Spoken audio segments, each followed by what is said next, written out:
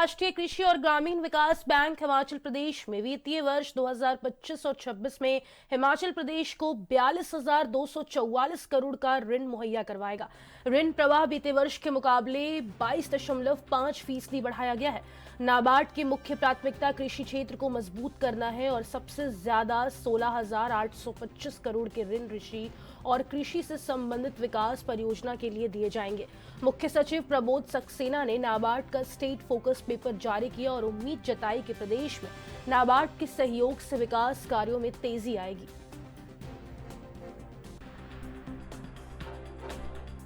देखिए, मैंने जैसा कहा कि इन्होंने बहुत महत्वाकांक्षी क्रेडिट प्लान दिया है, जो कि बहुत अच्छी बात है। और नाबार्ड जो है वो बहुत हमारा महत्वपूर्ण और बहुत सशक्त साथी रहा है। तो लेकिन ये प्रायोरिटी सेक्टर की बात है, एग्रीकल्चर की बात है, तो इसके बाद भी बहुत सा क्रेडिट फ्लो है जो कि इन डाटाज में ऑब्वियसली नहीं है। तो उन दोनों को भी अगर हम मिला लें तो संख्या अच्छी होती है। लेकिन जैसा कि मैंने अपने अभिभाषण में भी कहा कि वही आगे बढ़ सकता है जहां प्राइवेट इन्वेस्टमेंट ज़्यादा हो। पब्लिक इन्वेस्टमेंट, कोई देश से पब्लिक इन्वेस्टमेंट के बल पे नहीं चल सकता। पब्लिक इन्वेस्टमेंट का मतलब गवर्नमेंट स्पेंडिंग। जी सर, स्टेटस पेपर में लैंड लीज करने की बात कही गई है, तो गवर्नमेंट का चाहती है कौन से स्टेटस पेपर में? जो ये आज अच्छा, ये तो मैंने नहीं देखा है ना। क्योंकि फार्मर्स को जो है वो रेटिंग जो लैंड है उसको लीज पे दिया जाता है। देखिए, ये प्रस्ताव तो मैंने नहीं देखा है, क्योंकि मैंने अभी आपके सामने इसका विमोचन किया, तो पढ़ने का मुझे अवसर नहीं मिला। लेकिन जैसा मैंने पहले भी आपसे कहा कि हर वो कदम उठाना चाहिए जिससे प्रदेश में प्राइवेट इन्वेस्टमेंट बढ़े। अगर इसका उसमें कुछ सहयोग हो सकता है तो सरकार को उस पर भी विचार करना चाहिए। अगर हिमाचल को प्राइवेट सेक्टर में आगे किया जाए तो क्या कर्ज है, इन्वेस्टमेंट टाइप कराएगी तो उसमें सहायता नहीं, क्यों नहीं मिलेगी भाई? ऐसा है ना कि प्राइवेट इन्वेस्टमेंट आएगा तो जीएसटी से धन आएगा कि नहीं आएगा ना। तो सरकार के अपने सोर्सेज बढ़ेंगे। कर्ज अलग इशू है। कर्ज कोई ऐसा नहीं होगा कोई यहाँ फैक्ट्री लग जाएगी तो हमारा कर्ज कम हो जाएगा, लेकिन हमारे रिसोर्सेज बढ़ जाएंगे। तो इसलिए मतलब कहने का अर्थ ये, मैं फैक्ट्री के लिए बात नहीं करता, मैं ये नहीं कह रहा हूँ कि फैक्ट्री लगा दो।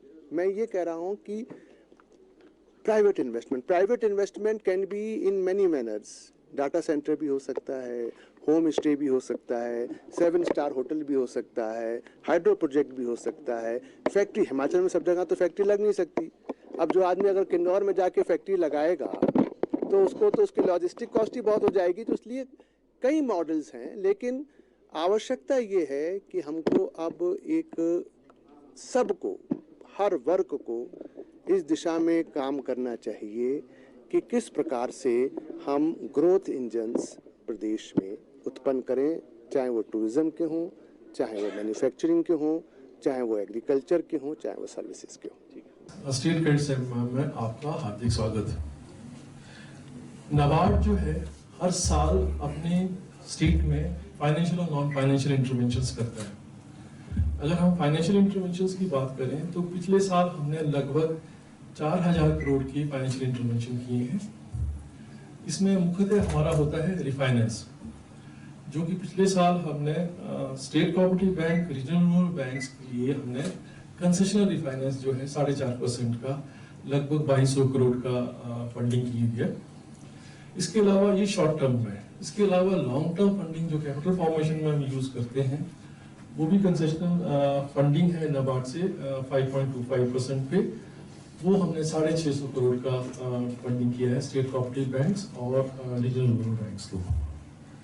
इसके अलावा नाबार्ड स्टेट गवर्नमेंट के साथ इंफ्रास्ट्रक्चर डेवलपमेंट में एक महत्वपूर्ण रोल प्ले कर रहा है।